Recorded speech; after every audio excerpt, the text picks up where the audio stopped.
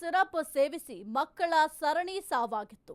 ಈ ಒಂದು ಪ್ರಕರಣಕ್ಕೆ ಸಂಬಂಧಪಟ್ಟಂತೆ ರಾಜ್ಯದಲ್ಲಿಯೂ ಹೈ ಅಲರ್ಟ್ ಅನ್ನ ಘೋಷಣೆ ಮಾಡಲಾಗಿದೆ. ಸದ್ಯಕ್ಕೆ ಹೈ ಅಲರ್ಟ್ ಆಗಿದೆ ಆರೋಗ್ಯ ಇಲಾಖೆ.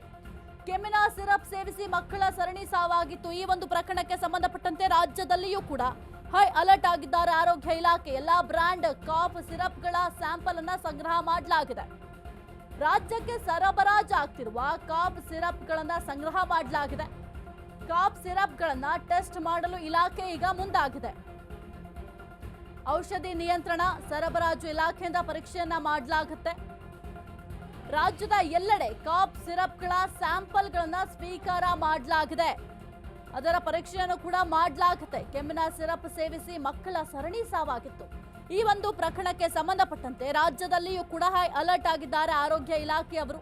ಎಲ್ಲಾ ಬ್ರ್ಯಾಂಡ್ ಕಾಫ್ ಸಿರಪ್ಗಳ ಸ್ಯಾಂಪಲ್ ಅನ್ನ ಸಂಗ್ರಹ ಮಾಡುವ ಕೆಲಸವನ್ನು ಕೂಡ ಮಾಡಲಾಗ್ತಾ ಇದೆ.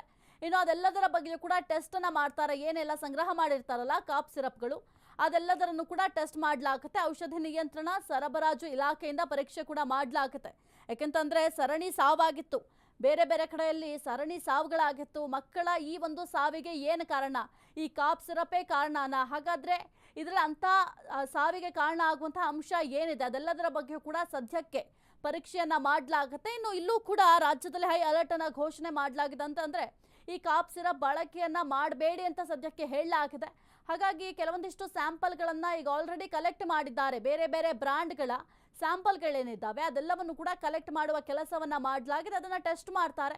ಮಕ್ಕಳ ಸಾವಿಗೆ ಕಾರಣವಾಗುವಂತ ಅಂಶ ಅದರಲ್ಲಿ ಏನಿದೆ ಎಂಬ ವಿಚಾರವಾಗಿ ಕೆಲವೊಂದಿಷ್ಟು ಟೆಸ್ಟ್ ಅನ್ನು ಕೂಡ ಮಾಡ್ತಾರೆ. ನೋಡ್ಬೇಕಾಗುತ್ತೆ. ಟೆಸ್ಟ್ ರಿಪೋರ್ಟ್ ಬಂದ ನಂತರ ಅಂತಹ ಅಂಶ ಏನಿದೆ ಅಂತ ಗೊತ್ತಾಗುತ್ತೆ. ಔಷಧಿ ನಿಯಂತ್ರಣ ಸರಬರಾಜು ಇಲಾಖೆಯಿಂದ ಈ ಒಂದು ಪರೀಕ್ಷೆಯನ್ನ ಮಾಡಲಾಗುತ್ತೆ. ರಾಜ್ಯದ ಎಲ್ಲೆಡೆಯೂ ಕೂಡ ಕಾಫ್ ಸಿರಪ್ಗಳ ಸ್ಯಾಂಪಲ್ಗಳನ್ನ ಸ್ವೀಕಾರ ಕೂಡ ಮಾಡಲಾಗಿದೆ.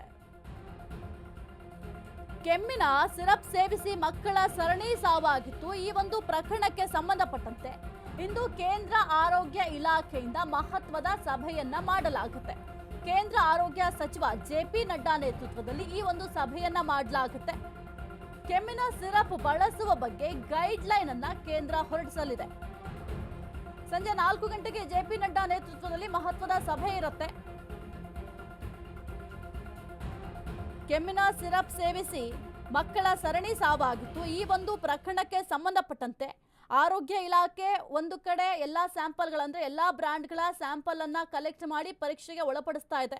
ಮತ್ತೊಂದು ಕಡೆ ಇಂದು ಕೇಂದ್ರ ಆರೋಗ್ಯ ಇಲಾಖೆಯಿಂದ ಮಹತ್ವದ ಸಭೆ ಕೂಡ ಇರುತ್ತೆ. ಕೇಂದ್ರ ಆರೋಗ್ಯ ಸಚಿವರಾಗಿರುವಂತಹ ಜೆ.ಪಿ. ನಡ್ಡಾ ನೇತೃತ್ವದಲ್ಲಿ ಈ ಒಂದು ಸಭೆ ನಡೆಯುತ್ತೆ. ಕೆಮ್ಮಿನ ಸಿರಪ್ ಬಳಸುವ ಬಗ್ಗೆ ಗೈಡ್ ಲೈನ್ ಅನ್ನ ಹೊರಡಿಸಿತ್ತು ಕೇಂದ್ರ. ಹಾಗಾಗಿ ಕೆಲವೊಂದಿಷ್ಟು ವಿಚಾರಗಳ ಬಗ್ಗೆ ಕೆಲವೊಂದಿಷ್ಟು ಗೈಡ್ ಲೈನ್ ಅನ್ನು ಹೊರಡಿಸಿತ್ತು. ಯಾಕೆಂತಂದ್ರೆ 2 ವರ್ಷದ ಮಕ್ಕಳೇನಿರ್ತಾರೆ, 2 ವರ್ಷದ ಒಳಗಿನ ಮಕ್ಕಳು, ಆ ಮಕ್ಕಳಿಗೆ ಈ ಒಂದು ಕಾಫ್ ಸಿರಪ್ ಅನ್ನ ನೀಡಬಾರ್ದು ಅಂತ ಕೂಡ ಕೇಂದ್ರ ಕೆಲವೊಂದಿಷ್ಟು ಗೈಡ್ ಲೈನ್ ಅನ್ನ ಹೊರಡಿಸಿತ್ತು. ಅದರ ಜೊತೆಗೆ 5 ವರ್ಷದ ಒಳಗಿನ ಮಕ್ಕಳಿಗೆ ನೀವೇನಾದ್ರೂ ಈ ಒಂದು ಸಿರಪ್ ಅನ್ನ ಕೊಡ್ಬೇಕಂತ ಅಂದ್ರೆ ಡಾಕ್ಟರ್ ಸಜೆಷನ್ ಬೇಕಾಗುತ್ತೆ. ಡಾಕ್ಟರ್ನ ಕೇಳಿ ಆ ನಂತರ ಕೊಡಬೇಕಾಗತ್ತೆ. ಯಾಕೆ ಅಂತ ಅಂದ್ರೆ ಡೋಸೇಜ್ ಅನ್ನೋದು ಬಹಳ ಮುಖ್ಯ ಆಗುತ್ತೆ. ಈಗ 5 ವರ್ಷದ ಒಳಗಿನ ಮಕ್ಕಳು ಅಂತ ಅಂದ್ರೆ ಅವ್ರಿಗೆ ಎಷ್ಟು ಪ್ರಮಾಣದಲ್ಲಿ ಔಷಧಿಯನ್ನ ಕೊಡಬೇಕು ಅಥವಾ ಕಾಫ್ ಸಿರಪ್ ಅನ್ನ ಎಷ್ಟು ಪ್ರಮಾಣದಲ್ಲಿ ಕೊಡಬೇಕು ಅಂತ ಗೊತ್ತಿರೋದಿಲ್ಲ. ಹಾಗಾಗಿ ವೈದ್ಯರ ಸಲಹೆಯನ್ನ ಪಡಿರಿ ಅಂತ ಕೇಂದ್ರ ಕೆಲವೊಂದಿಷ್ಟು ಗೈಡ್ ಲೈನ್ ಅನ್ನ ಕೊಟ್ಟಿದ್ದು. ಮುಖ್ಯವಾಗಿ 2 ವರ್ಷದ ಮಕ್ಕಳಿಗೆ ಈ ಒಂದು ಕಾಫ್ ಸಿರಪ್ ಅನ್ನ ಕೊಡಬಾರದು ಅಂತ ಕೂಡ ಕೇಂದ್ರ ಹೇಳಿತ್ತು. ಹಾಗಾಗಿ ಇವತ್ತು ಸಭೆ ಕೂಡ ಇದೆ. ಮಹತ್ವದ ಸಭೆಯನ್ನ ಮಾಡ್ತಾರೆ. ಕೇಂದ್ರ ಆರೋಗ್ಯ ಇಲಾಖೆಯಿಂದ ಈ ಒಂದು ಸಭೆಯನ್ನ ನಿಗದಿ ಕೂಡ ಮಾಡಲಾಗಿದೆ. ಕೇಂದ್ರ ಆರೋಗ್ಯ ಸಚಿವರಾಗಿರುವಂತಹ ಸಚಿವ ಜೆ.ಪಿ. ನಡ್ಡಾ ನೇತೃತ್ವದಲ್ಲಿ ಈ ಒಂದು ಸಭೆಯನ್ನ ಮಾಡಲಾಗುತ್ತೆ. ಈ ಸಭೆಯಲ್ಲಿ ಕೇಂದ್ರ ಏನೆಲ್ಲ ಗೈಡ್ ಲೈನ್ ಹೊರಡಿಸಿದೆ ಆ ಒಂದು ವಿಚಾರ ಆಗಿರಬಹುದು. ಅದರ ಜೊತೆಗೆ ಈಗ ಸರಣಿ ಸಾವಾಗ್ತಾ ಇದೆ. ಈ ಒಂದು ಸಿರಪ್ ಇಂದಲೇ ಈ ಮಕ್ಕಳ ಸರಣಿ ಸಾವಾಗ್ತದೆ ಎಂಬ ಆರೋಪ ಕೂಡ ಇದೆ. ಹಾಗಾಗಿ ಅದೆಲ್ಲದರ ಬಗ್ಗೆ ಕೂಡ ಚರ್ಚೆಯನ್ನ ಮಾಡ್ತಾರೆ.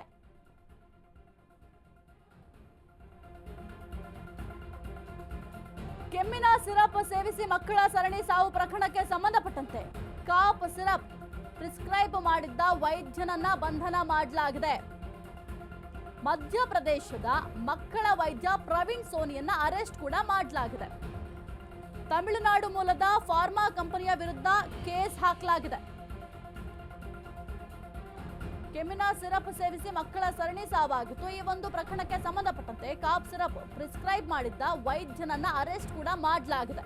ಮಧ್ಯಪ್ರದೇಶದ ಮಕ್ಕಳ ವೈದ್ಯ ಪ್ರವೀಣ್ ಅನ್ನ ಅರೆಸ್ಟ್ ಕೂಡ ಮಾಡಲಾಗಿದೆ. ಯಾಕೆಂದ್ರೆ ವೈದ್ಯರು ಕೂಡ ಅಷ್ಟಾಗಿ ಈ ಒಂದು ಕಾಫ್ ಸಿರಪ್ ಅನ್ನ ಸಜೆಸ್ಟ್ ಮಾಡೋದಿಲ್ಲ. ನೀವು ಯಾವ ಕಾರಣಕ್ಕಾಗಿ ಈ ಒಂದು ಕಾಫ್ ಸಿರಪನ್ನು ಸಜೆಸ್ಟ್ ಮಾಡಿದ್ರಿ, ಅಥವಾ ಇದ್ರ ಬದಲು ಬೇರೆ ಆಲ್ಟರ್ನೇಟ್ಗಳು ಇರುತ್ತೆ. 2 ವರ್ಷದ ಮಕ್ಕಳಿಗೆ ಈ ಒಂದು ಸಿರಪನ್ನು ಕೊಡಬಾರ್ದು ಅಂತ ಕೂಡ ರೂಲ್ಸ್ ಇದೆ. ಇದರ ಜೊತೆಗೆ 5 ವರ್ಷದ ಒಳಗಿನ ಮಕ್ಕಳಿಗೆ ವೈದ್ಯರು ಸಲಹೆಯನ್ನು ಕೊಡಬೇಕಾಗುತ್ತೆ. ಇನ್ನು ಪ್ರಾರಂಭದ ಕೆಮ್ಮಾಗಿದ್ರೆ ಈ ಒಂದು ಸಿರಪ್ ಬಳಕೆ ಮಾಡಲಿಕ್ಕೆ ಯಾವ ವೈದ್ಯರು ಕೂಡ ಸಲಹೆಯನ್ನು ಕೊಡೋದಿಲ್ಲ.